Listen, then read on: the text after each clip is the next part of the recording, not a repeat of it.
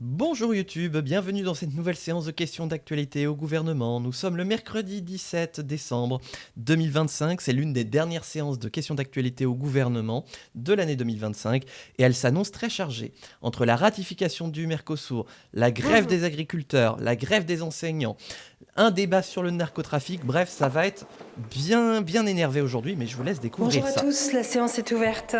Oh bah il n'y a pas grand monde. L'ordre du jour appelle doit y les avoir plein de questions au commissions. gouvernement.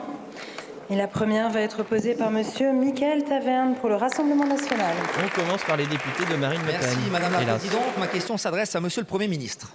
L'Union européenne a exempté 6 États membres du mécanisme dit de relocalisation des migrants. Il s'agit de la Bulgarie, de la République tchèque, de l'Estonie, de la Croatie, de l'Autriche et de la Pologne. Ce mécanisme, qui vise à relocaliser 30 000 demandeurs d'asile tous les ans en Europe, ne s'appliquera donc pas à ces pays qui sont, je cite, confrontés à une situation migratoire importante. Ils peuvent donc demander une déduction totale ou partielle de leur contribution de solidarité. Mais ce n'est pas tout. Chypre, l'Espagne, la Grèce et l'Italie, étant sous pression migratoire, bénéficieront quant à eux de ce mécanisme étant pays d'entrée des migrants. Je rappelle que si vous refusez d'accueillir ces demandeurs d'asile, vous êtes redevable d'une contribution de 20 000 € par migrant. Qu'en est-il alors de la France ? Sous Emmanuel Macron, nous accueillons 500 000 étrangers par an. Nous avons le record de premiers titres de séjour délivrés. Nous avons le record européen des demandes d'asile. Nous finançons le l'aide record médicale européen du d'État nombre pour de les titres de clandestins séjour non et renouvelés. différentes prestations sociales qui sont de véritables pompes aspirantes de l'immigration. Oh là Pourquoi là ne là. sommes-nous pas exemptés Oui, alors que également c'est des demandeurs d'asile, hein. C'est des gens qui fuient la guerre, la Monsieur le torture, Premier ministre, nous le disons le changement fermement et sans climatique, ambiguïté. et pas du tout des Nous gens qui avons viennent fait chercher plus des que aides notre sociales. part. Il est inacceptable que notre pays se voit imposer à la répartition des flux de cette véritable ils ont pas mis le filière qui chrono. alimente massivement l'immigration clandestine. Tout cela Chrono de l'Assemblée financé nationale par fonctionne l'impôt pas. des Français. Monsieur le Premier ministre, comme la Pologne, comme la République tchèque ou encore comme l'Autriche, quand vous déciderez-vous à faire respecter la France ?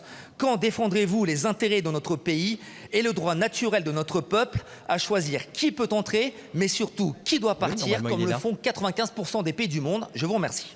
Merci Ah, on n'a beaucoup, pas de monsieur le chrono. député. Ouais, le La chrono parole est en à grève. monsieur Laurent Nunez, ministre de l'Intérieur. Et donc c'est le ministre de l'Intérieur qui répond. Merci beaucoup Madame la Présidente, Mesdames et Messieurs les députés, Monsieur le député. Alors le chrono D'abord, s'affiche sur leur vous dérouleur dire à eux. Il s'est tenu un mais conseil plus chez des nous. ministres européens, le conseil JAI le 8 décembre, très important, qui traitait justement des thématiques dont vous parlez. Il faut se féliciter d'abord que la position de la France a été retenue grâce au soutien de l'Italie et l'Allemagne dans le cadre du règlement retour, qui va venir se substituer à la directive retour. Et comme vous le savez, nous avons obtenu Ah, nous avons obtenu un bug.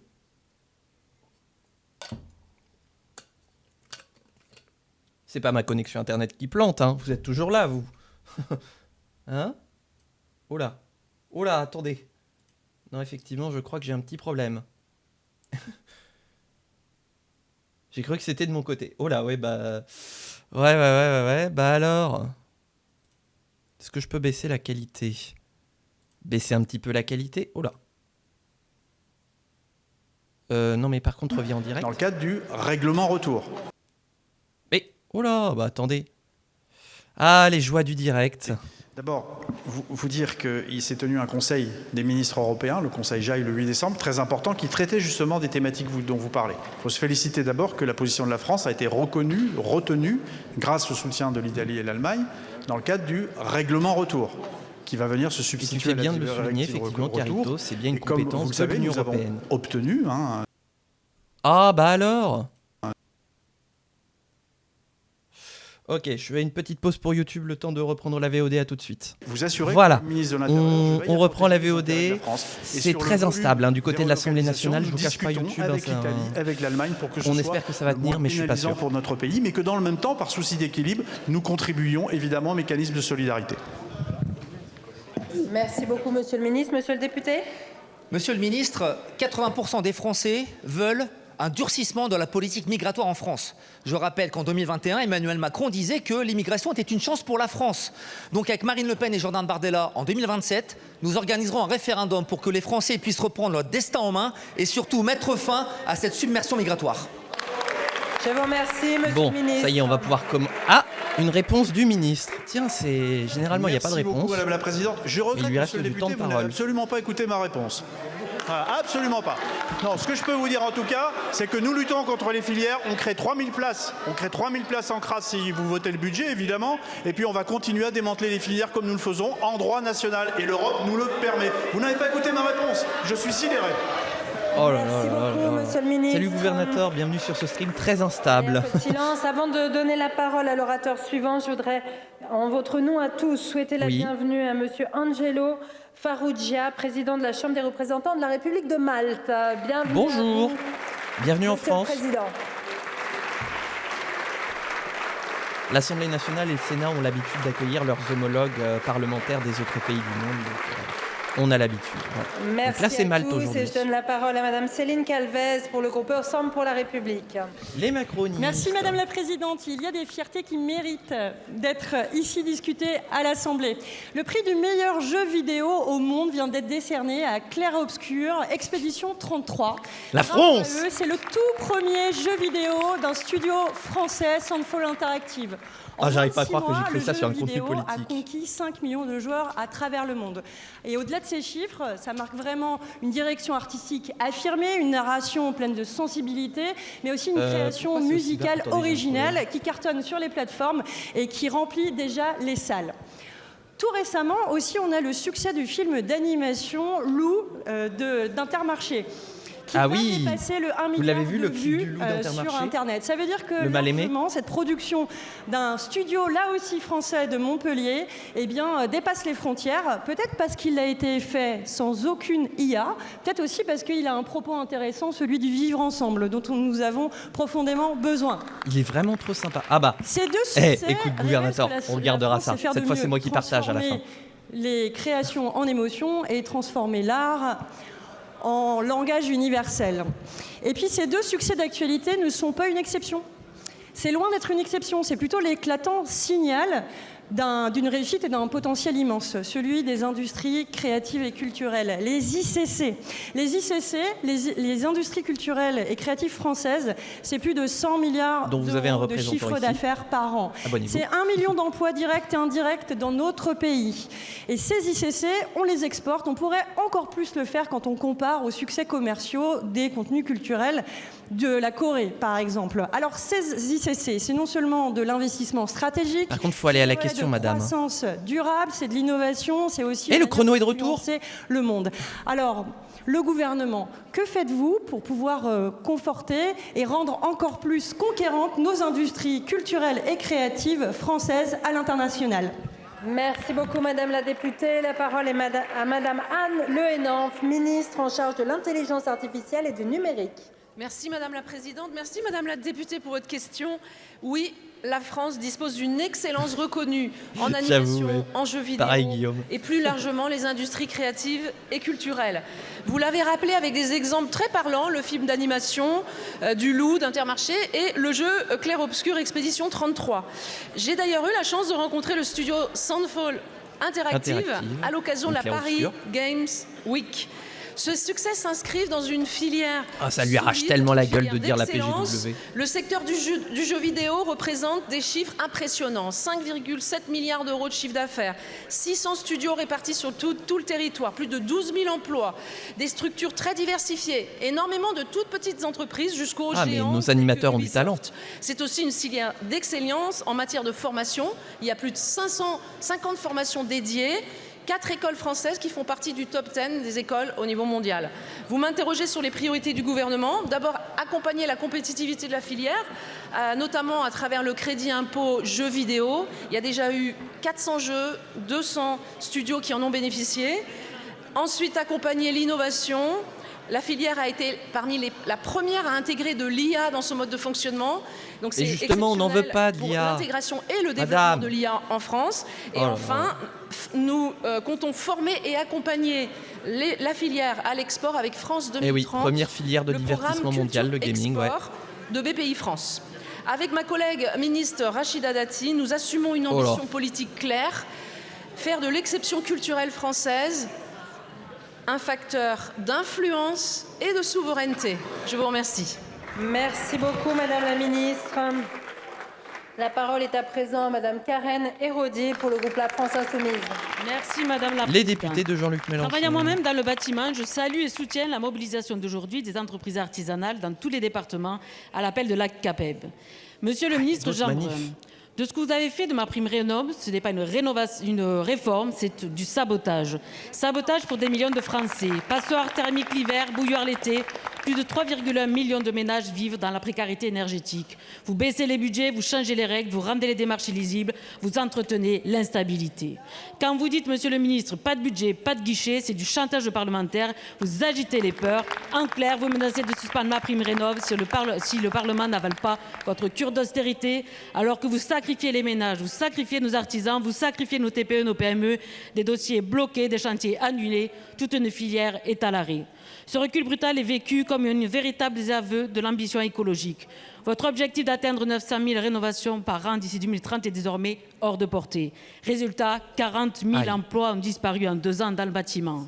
Les entreprises artisanales demandent pourtant des choses de bon sens. Le retour des monogestes performants dans MaPrimeRénov', des travaux adaptés aux réalités des ménages, un parcours d'accès clair et lisible qui permet d'engager des travaux étape par étape sans bloquer les foyers ni les entreprises. Une simplification de la qualification du label RGE avec un contrôle par chantier pour faciliter l'accès aux entreprises artisanales. Une filière de traitement des déchets qui fait payer les pollueurs à la place des petites entreprises. Mise en place d'une carte départementale des points de collecte clairs et partagés par tous les acteurs. Comme toujours, vous, alliés de la Macronie, vous frappez les plus précaires, les petites entreprises, pendant que vous choyez les multinationales. Monsieur le ministre, quand allez-vous enfin engager une véritable transition écologique en alliant les revendications de nos entreprises artisanales? Quand allez-vous simplifier et rendre accessible MaPrimeRénov' à tous les foyers et sans reste à charge pour les plus précaires? Je vous remercie. Merci Madame la députée. La parole Le est à constat a l'air d'être lourd pour MaPrimeRénov'. de la ville et du logement. Surtout qu'il a bien été démonté depuis. Merci Madame la Présidente, Mesdames et Messieurs les députés. Madame la députée, quel plaisir d'entendre la France Insoumise défendre les entreprises. Ça nous change. Oh là vous avez là raison là là. de parler de leur sort, car par l'instabilité dont vous avez été en grande partie la cause, eh bien, Oh là là là là elles ont là. été beaucoup impactées. Alors vous m'interrogez sur MaPrimeRénov', eh bien parlons de MaPrimeRénov'. Le budget est maintenu à plus de 4 milliards d'euros pour que justement nous puissions pousser à fond notre ambition en matière de rénovation de l'habitat. Parce que derrière, il y a un enjeu pour le pouvoir d'achat des familles. Il y a évidemment un enjeu pour le climat et bien sûr, il y a un enjeu pour nos artisans et nos petites entreprises qui ont besoin de MaPrimeRénov' pour pouvoir mener des chantiers d'ampleur et maintenir leur économie. Mais si vous êtes, Madame la députée, avec votre groupe, intéressée par le climat, intéressée par le pouvoir d'achat des familles, intéressée par les artisans, eh bien vous n'avez qu'à voter le budget. Voilà, 1 minute, parce qu'il n'a pas d'argument et qu'il ne peut rien répondre concrètement. Monsieur Romain Eskenazi pour le groupe socialiste. Les socialistes maintenant. Je vous remercie, Madame la Présidente, Mesdames et Messieurs les ministres, chers collègues, Monsieur le Premier ministre.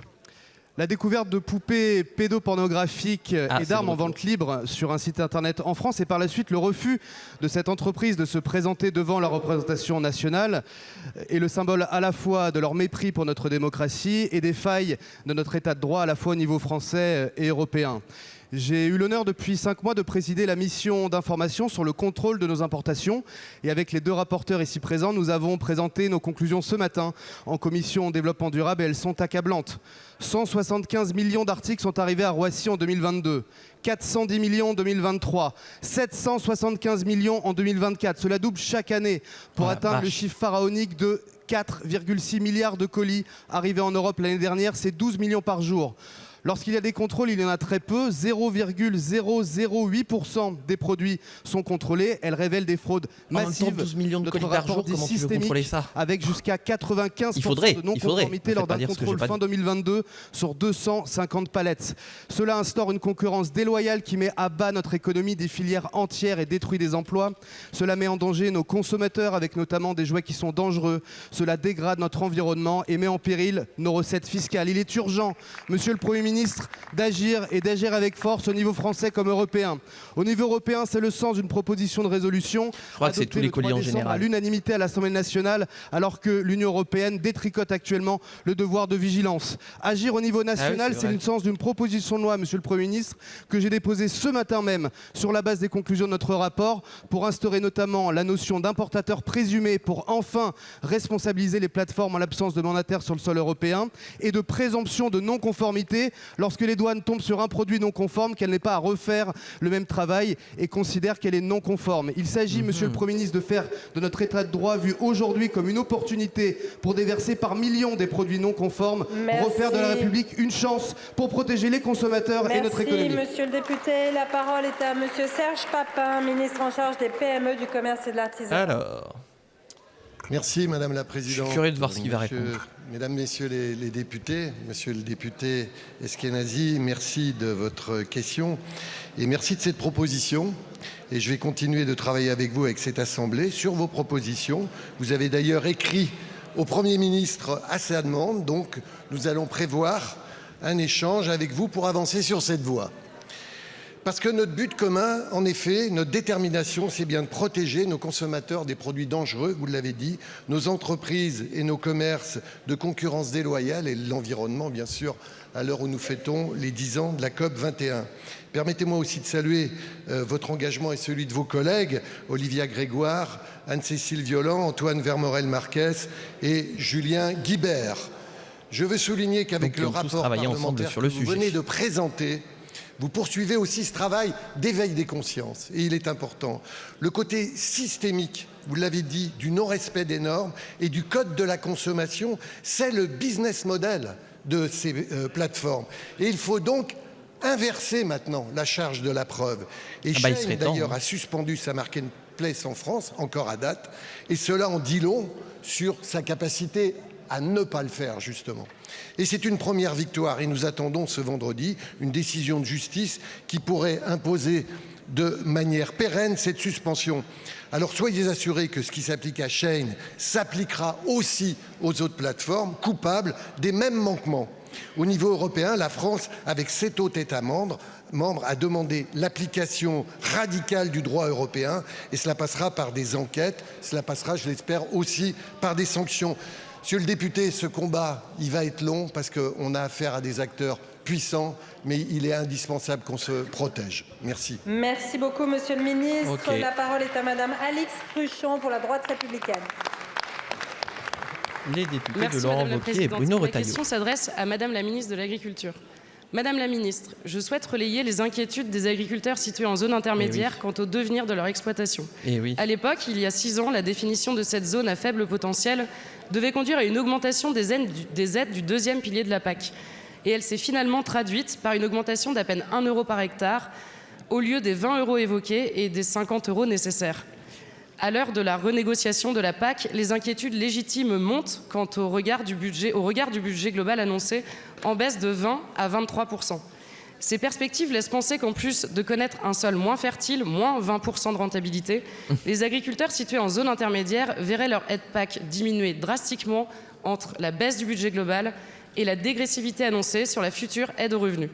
S'ajoute à cela la taxe carbone via le mécanisme européen d'ajustement carbone aux frontières, l'empilement des normes, des contraintes, une forte concurrence déloyale ressentie comme n'arrivant pas à être endiguée et une fiscalité pas adaptée aux aléas climatiques touchant de plein fouet nos zones intermédiaires et au besoin vital des exploitations de s'assurer une trésorerie conséquente sur le long terme sans être matraquées fiscalement pour essayer de tenir des chocs de rendement comme cette année. Aujourd'hui, l'ensemble de ces éléments conjugués conduisent dans l'Indre, par exemple, à ce que quasiment une exploitation céréalière sur 2 soit dans le rouge. L'élevage, très présent chez nous, doit être aussi au cœur de notre système et accompagné. Les PGE ne sont plus envisageables financièrement pour les agriculteurs et l'assurance récolte ne fonctionne plus car la moyenne olympique des rendements ne fait que baisser. Madame la ministre, pouvez-vous nous dire si la France compte s'engager pour un budget PAC au moins équivalent à la PAC actuelle ? Et êtes-vous prête à rencontrer toutes les filières et tous les acteurs du monde agricole situés en zone intermédiaire pour construire avec eux une politique de soutien spécifique à cette zone, aide spécifique, adaptation au changement climatique, anticipation de nouvelles productions et enfin, quelles perspectives d'avenir pouvez-vous nous donner aux agricultrices et aux agriculteurs français qui connaissent des situations de détresse économique et psychologique absolument dramatique. Je vous remercie. Merci Madame la députée. La parole est à situation Madame dramatique. Annie Genevard, Et quand derrière ministre de personne vous l'Agriculture. répond, bah oui, vous vous mobilisez comme Merci ils le font Madame la actuellement. Présidente, Mesdames et Messieurs les députés, Madame la députée Alix Fruchon. Parlons déjà de la PAC, c'est le sujet important du moment. La proposition de la Commission, clairement, nous apparaît très insuffisante. La France ne peut pas accepter la baisse de 20% du montant garanti dédié à la PAC. Ce projet fait d'ailleurs Pourquoi on a l'objet d'un signé le fort Mercosur, rejet, donc on n'a puisque plus besoin 17 d'agriculture pays sur française 27 ont rejeté en demandant précisément une PAC qui soit autonome, un budget qui soit garanti, et le Parlement européen lui-même a menacé de le rejeter. Et les organisations professionnelles agricoles se montrent également extrêmement critiques. Donc la France est très ferme.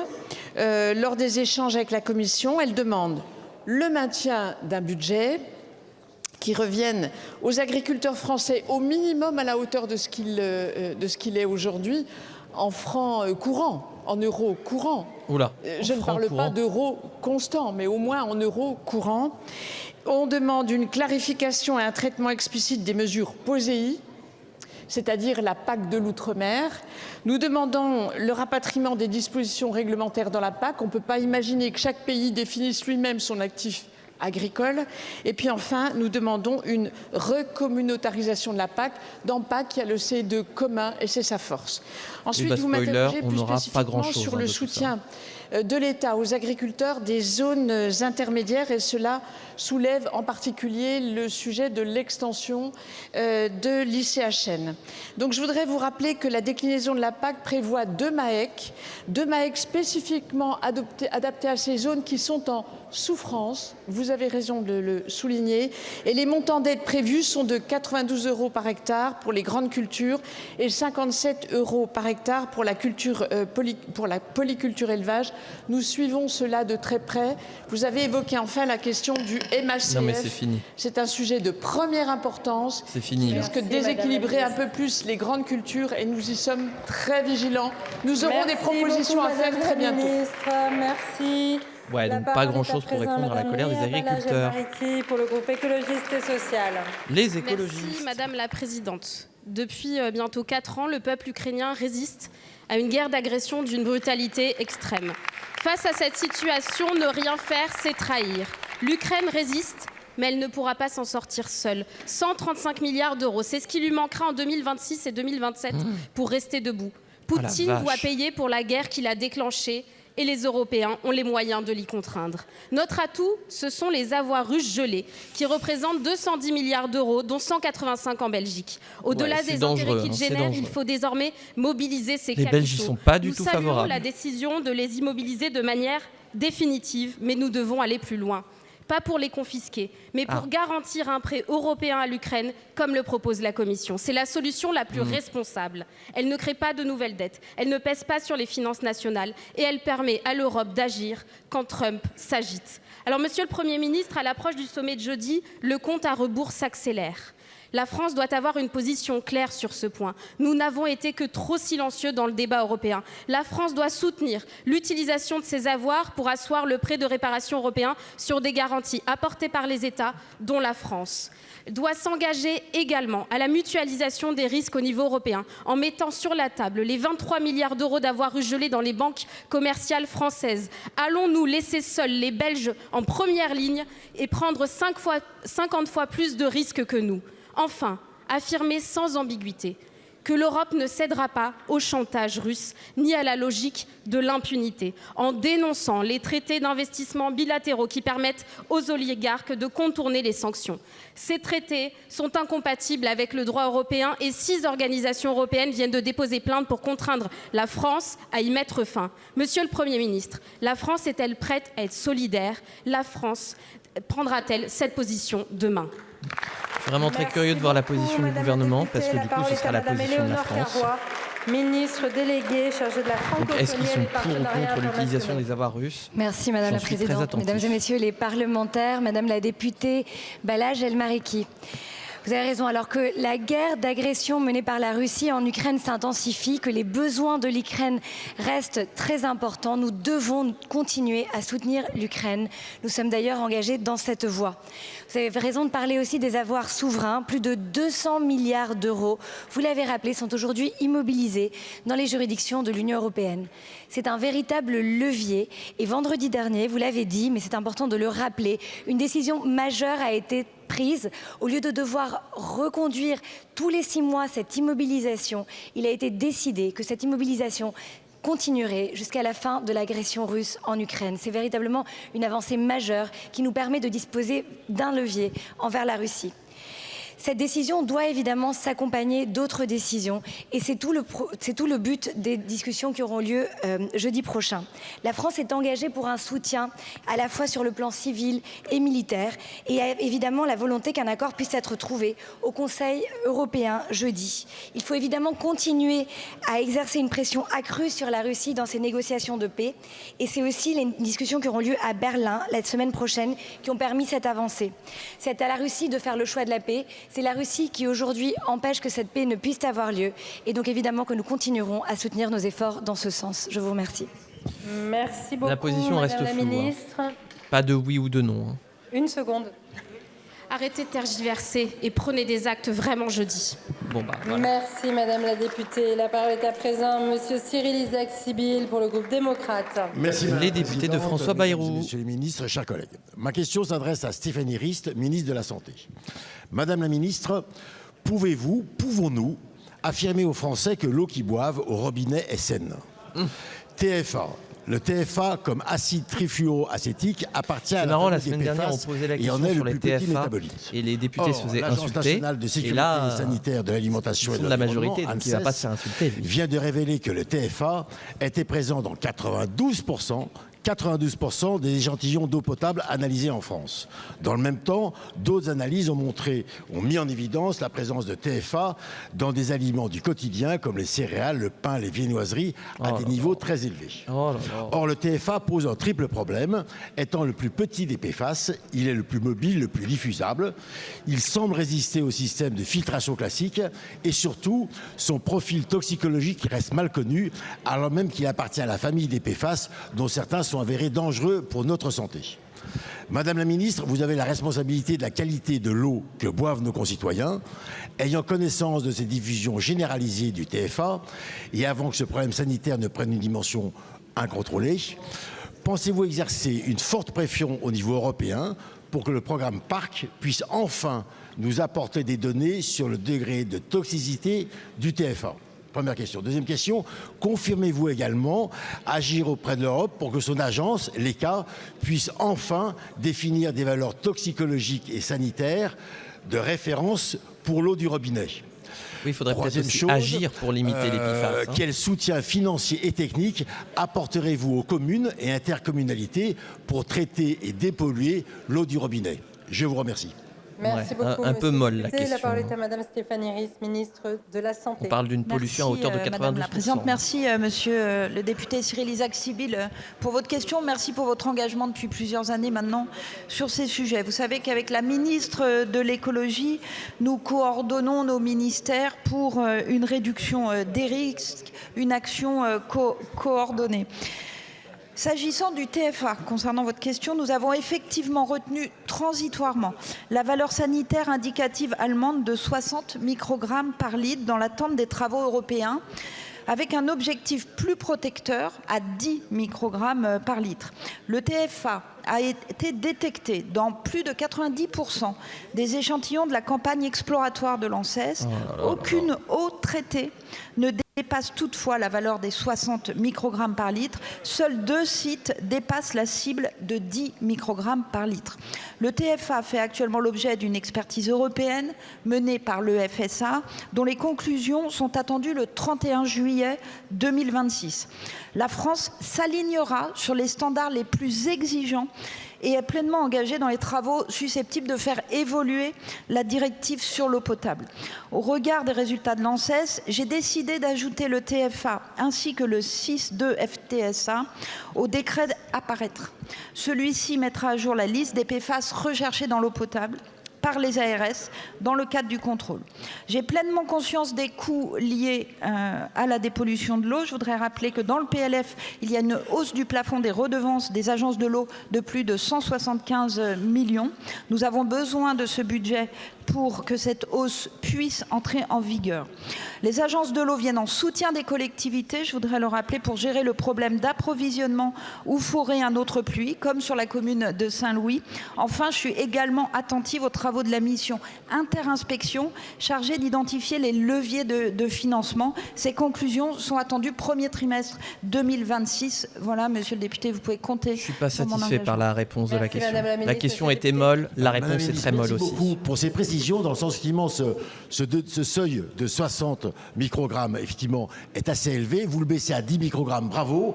Et donc effectivement, j'espère effectivement que les agences européennes et nos agences puissent donner des solutions. Par contre, on ne fait rien pour empêcher ces dépassements de seuil. La parole est à présent à Madame Constance. On réduit les seuils, mais on ne fait rien. Les indépendants maintenant. Merci Madame la Présidente. Madame la Ministre, voilà. Cette année, les messages de condoléances dépassent ceux de félicitations et c'est une réalité glaçante. Le nombre de naissances s'est effondré, comme si les Français, champions de la natalité, c'était du passé. Mais il n'y a pas de fatalité. Et depuis plus de 6 mois, nous travaillons avec quelques collègues députés sur les raisons qui font renoncer à un désir d'enfant. Près de 30 000 Françaises et Français ont répondu à la consultation que nous avons lancée et je les en remercie. Leur message est sans appel. Les 2/3 nous disent qu'améliorer les congés et les modes de garde les inciterait à faire un enfant de plus. Et je les comprends. Votre enfant a 2 mois et demi et on vous demande de retourner au turbin. Vous n'êtes pas remise de votre accouchement, les nuits sont hachées, votre allaitement est condamné, sans parler de la création du lien d'attachement, de la sécurité affective encore si fragile.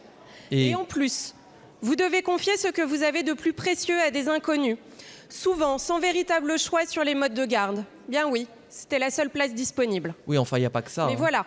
Il y a aussi l'insécurité vous alloue jusqu'à 900 € mensuels pour confier votre bébé. Comment tu fais un bébé de l'indemnité quand du tu as peur congé de la planète parental. que tu laisseras demain à tes Le enfants. message est donc Comment clair. tu fais un bébé quand tu n'es Le pas retour foutu rapide de au travail finir les est fins de plus mois pour important toi que tout tout le seul. reste. Mine de rien. Pour stopper la chute vertigineuse des naissances, la question des congés, des modes de garde, de la conciliation vie pro, vie perso est cruciale. Les pays scandinaves c'est nous l'arbre le qui démontrent. cache la forêt, Constance. Congés longs, carrière professionnelle et égalité entre les femmes et les hommes. Le congé de naissance adopté hier est une avancée nécessaire, mais pas suffisante. Nous devons permettre aux mères de mieux accueillir leurs nourrissons il n'y aura et pas aux pères de d'augmentation de trouver la toute natalité. leur place. Alors, Madame la Ministre, trouvez-vous normal qu'il soit plus rentable de confier son enfant que de le garder lorsque les parents le souhaitent? Êtes-vous prête à aller plus loin, à refondre, simplifier et améliorer la kyrielle de congés pour que les parents aient enfin véritablement le choix? Merci Madame la députée. La parole est à Sans parler que ça Stéphanie permettrait de Ries, foutre la paix, ministre de effectivement, Santé. comme tu le dis, Piratata, à ceux qui disent Madame j'ai la pas envie d'en Présidente, faire. Madame Voilà. la députée Constance On donne Debussy, les moyens à merci ceux pour qui votre ont question. envie Vous de l'avez dit, pouvoir en faire, cette année et a qu'on un foute tournant la paix à ceux qui majeur, veulent pas en faire. là où Voilà. les décès sont supérieurs au nombre Mais de pour ça, naissances, faut des moyens. avec une baisse de 20% depuis 2010 Faut des de sous-sous dans la naissances. poche. Ce constat traduit pas nécessairement d'ailleurs une baisse du désir d'enfant et notre pays arrive dans la moyenne européenne. L'action publique n'a pas vocation à donner des injonctions, mais est là pour lever les obstacles. Et vous l'avez dit aussi, il a bien multifactoriel. Le premier, il a fait une bonne c'est injonction, notre président de la l'infertilité. République, Cela quand il a parlé de réarmement concerne un couple démographique. sur 8, femmes et hommes confondus. C'est une épreuve pour tous les couples, une épreuve importante, mais c'est aussi un sujet de prévention, de recherche et d'accès aux soins. C'est pourquoi nous travaillons sur l'ensemble de ces sujets. Par ailleurs, c'est aussi dû à des conditions de vie parfois plus compliquées, avec des difficultés d'accès au logement, des parcours résidentiels instables, une évolution des normes sociales marquée par la montée du discours No Kids qui rend plus difficile la projection dans la parentalité. C'est Mais aussi tu dis une que le désir de faire des conciliation, enfants, vous l'avez il est dit, toujours entre le vie même. professionnelle et vie familiale parfois déséquilibrée. C'est pour répondre à ce dernier point que hier, dans le cadre du PLFSS qui a été voté, le congé supplémentaire de naissance est créé. Il sera mieux indemnisé, partageable et permettra de cumuler jusqu'à les 6 premiers mois de la vie de l'enfant. Il se rajoute au congé parental qui ne doit plus être un choix du coup contraint. Par ailleurs, nous avons décidé d'orienter le financement public aussi de 600 millions d'euros dans la réforme du complément de libre choix du mode de garde qui vise à réduire le reste à charge pour les familles. Le choix politique que nous faisons est clair, refuser les injonctions et créer des conditions concrètes pour que les familles puissent choisir librement leur avenir. Merci beaucoup, Madame la Ministre. C'est con, hein, elle a les bons éléments d'explication, mais pas les bons éléments de réponse. Pour le groupe Horizon. C'est vraiment triste. Et donc Merci, la vice-présidente de l'Assemblée Monsieur nationale, le ministre de l'Intérieur, la proche modernisation d'Édouard de Philippe. l'État n'est pas un luxe. Elle est la condition pour que l'État reste efficace, crédible et à la hauteur des défis du pays. Moderniser l'État, c'est lui redonner de la puissance pour mieux lutter contre la fraude, pour mieux protéger les citoyens, pour rendre l'action publique plus rapide et plus juste. Sur ce sujet, le groupe Horizon et Indépendant est clair. Nous soutenons un État plus moderne, plus simple et plus efficace. Cette modernisation ne peut toutefois se concevoir sans garantie particulièrement forte en matière de protection des données personnelles. Notre pays a historiquement été pionnier en la matière avec la création de la CNIL, cadre renforcé par les exigences européennes du RGPD. Or, vous avez confirmé ce matin qu'une attaque informatique ayant touché le ministère de l'Intérieur a conduit à l'extraction de dizaines de fiches confidentielles. Le fichier de traitement des antécédents judiciaires et le fichier des personnes recherchées auraient notamment été consultés alors même qu'il s'agit de fichiers extrêmement sensibles, essentiels au travail des forces de sécurité et qui n'ont évidemment pas vocation à être accessibles au grand public. Tu m'étonnes. Cette attaque informatique est particulièrement grave. Elle interroge d'autant plus que s'ouvre dans les prochains jours l'examen du projet de loi relatif à la lutte contre la fraude qui prévoit un élargissement de l'accès à certains fichiers à des opérateurs extérieurs à l'administration.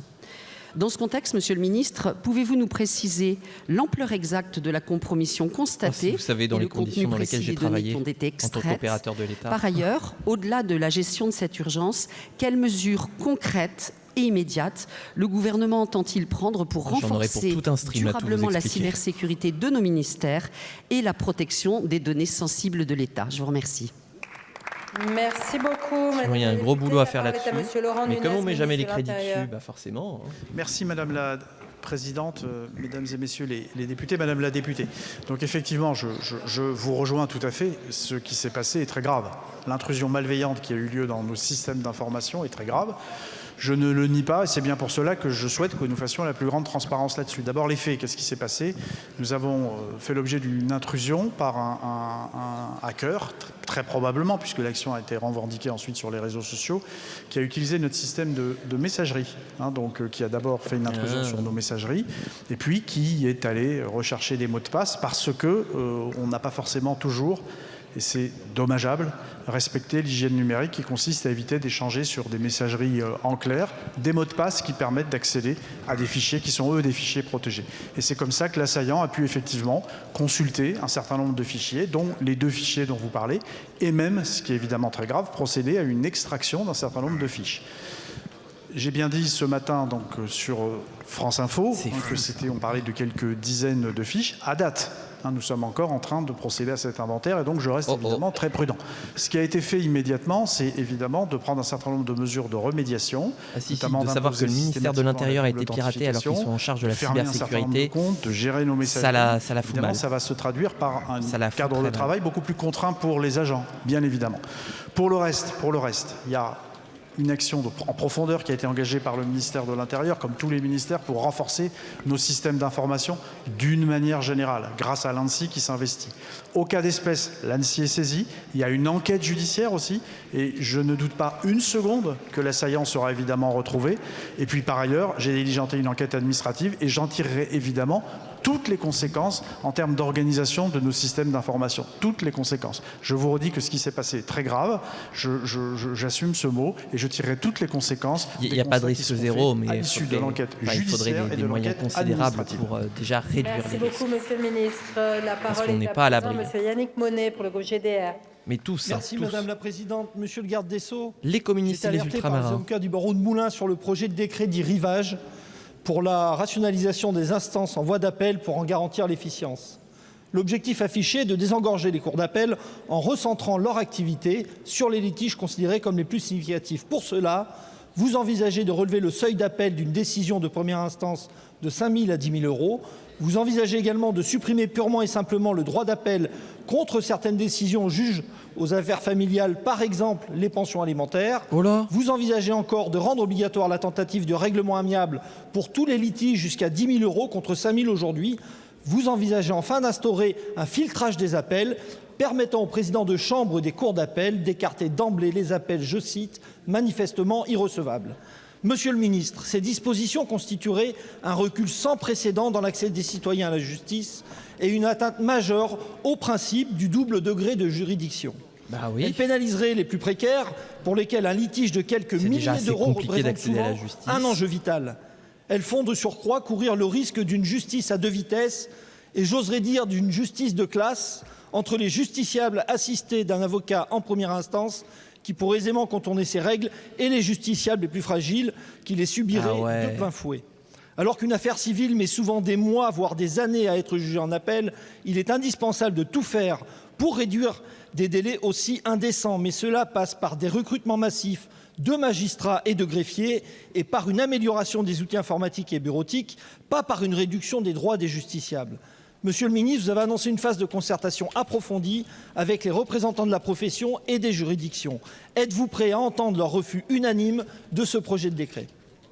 Merci beaucoup, monsieur le député. La parole est à monsieur Gérald Darmanin, ministre de la Justice et garde des Sceaux.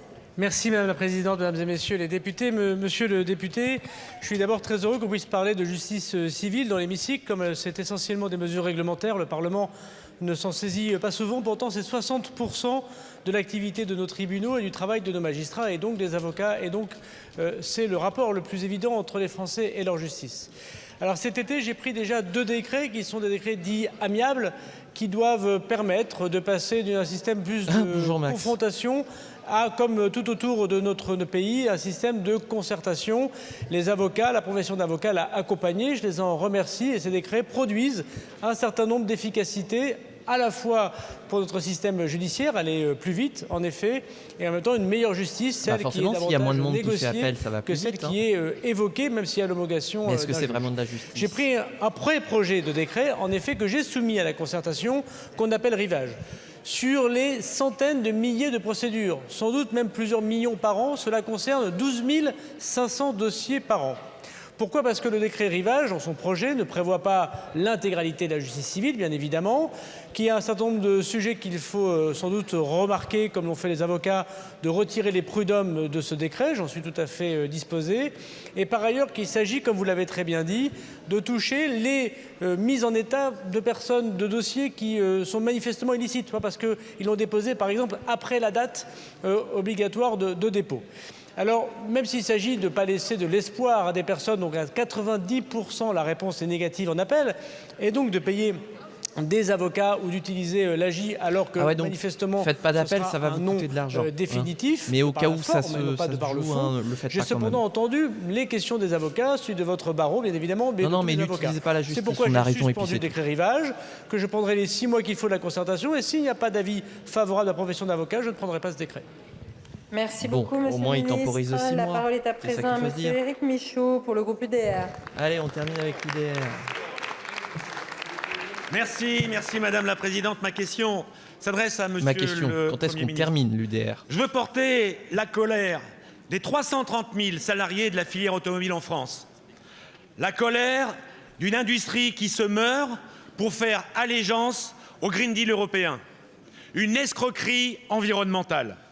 Le 23 octobre dernier, Emmanuel Macron a très clairement redit sa position contre l'automobile thermique et refait allégeance au pouvoir technocratique européen.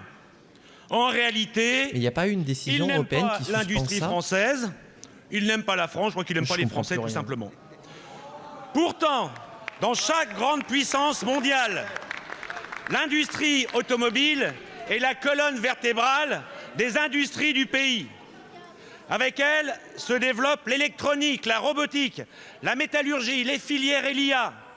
Sans industrie automobile, pas de sidérurgie, pas d'acier, donc pas de canon, pas d'industrie de défense, plus de souveraineté. Avec le Green Deal, Bruxelles organise méticuleusement le grand remplacement des véhicules thermiques français par des véhicules électriques chinois. Mais voilà, son sinistre cortège composé aussi de batteries chinoises, électronique chinoise, panneaux photovoltaïques. C'est marrant, il se targue bien de dire que le Green Deal a été complètement détricoté par la droite et l'extrême droite de l'Union européenne. C'est le grand remplacement de l'industrie française par l'industrie chinoise. La traîtrise. Monsieur le Premier ministre, allez-vous avoir le courage de suivre l'exemple de l'Allemagne et de réunir les professionnels pour éviter ce crash programmé de notre industrie? Merci. Merci beaucoup, monsieur le député. La parole est à madame Anne Le Hénaff, ministre en charge du numérique et de l'intelligence artificielle. Merci, madame la présidente. Monsieur le député Michou, je vais répondre en lieu et place de mon collègue ministre de l'Industrie, Sébastien Martin, concernant le paquet automobile européen. Il est où, Sébastien? La Commission européenne a présenté ce que nous estimons un accord équilibré et fidèle à la ligne française. Il s'agissait à la fois de réussir la transition écologique sans sacrifier l'industrie européenne. De quels moyens? Il s'agit notamment de soutenir l'industrie et l'emploi automobile européen, mais aussi de respecter le cap climatique que nous sommes engagés à tenir et qui est maintenu, et c'est un cap climatique crédible. Ce qu'il faut également retenir de ce Normalement, ils doivent encore continuer à étudier les offres. Ah, c'est tombé aujourd'hui? Contrairement à ce que vous laissez sous-entendre, on introduit la préférence européenne. Et notamment, le fabriqué en Europe devient une règle de conduite. Donc ça va à l'encontre exacte de ce que vous venez de proclamer. Et notamment, ça va s'exprimer de quelle manière? En conditionnant les aides publiques. Et les aides publiques, à partir de 2028, vont nous permettre d'électrifier le parc automobile à hauteur de 60% sur les flottes professionnelles, sur les petits véhicules et sur les batteries. C'est une première étape, nous irons encore plus loin, je vous le dis, et la France a été fortement engagée sur ce sujet, sur ce combat, et on salue l'équilibre global qui a été trouvé finalement entre affirmer une ambition d'électrification et apporter de la souplesse pour ne pas pénaliser l'industrie française et européenne principalement. Sur la flexibilité envisagée à horizon 2035, la France salue la logique de compensation et qui notamment permettra de respecter la trajectoire que nous sommes collectivement fixée. Et bien sûr, la France sera particulièrement vigilante sur ce respect de la trajectoire. Je vous remercie de votre attention. Merci Madame la Ministre. Monsieur le député. Merci, Madame la Ministre, mais si vous faites référence aux accords qui ont été dits hier, je vous encourage à demander à vos services de les lire, parce qu'en réalité, à travers ces faux accords, les contraintes seront telles sur les voitures thermiques qu'en fait, on ne pourra plus en produire plus qu'aujourd'hui. Merci, Madame. Monsieur le député, la séance des questions au gouvernement est terminée. La séance est suspendue. Merci à tous. Ok, voilà, c'est la fin de cette séance de questions d'actualité au gouvernement. C'était donc pour nous la dernière qu'on suivra sur l'année 2025. J'espère qu'elle vous a plu du côté de YouTube. Si c'est le cas, n'hésitez pas à liker et à vous abonner. Et bien sûr, comme on reviendra en début 2026 avec une nouvelle saison de questions d'actualité au gouvernement, n'hésitez pas à me faire des retours sur ce que vous voudriez voir améliorer pour le format. Je suis toujours preneur de retours, sachant que c'est un format qui est organisé en live. Donc, des fois, on me dit oui, il y a les problèmes de coupure et tout. J'y peux rien, moi, quand présentement, là, on en a eu en début de séance. Hein, c'est les aléas du direct. Donc, moi, je peux rien y faire pour ça, vu qu'on regarde ça en direct. Mais si vous avez des préconisations, des idées, voilà, n'hésitez pas à les mettre en commentaire pour que je puisse les lire pendant la petite période de vacances avant la reprise du travail parlementaire. Voilà, YouTube, je m'arrête là parce qu'il va falloir que je prépare la seconde salve de QAG côté Sénat. On se retrouve bientôt, hein, voilà, dans quelques semaines pour la reprise des formats politiques. D'ici là, porte-toi bien, amuse-toi bien. Bonne fête de fin d'année, au passage, hein, c'est important, et à très bientôt.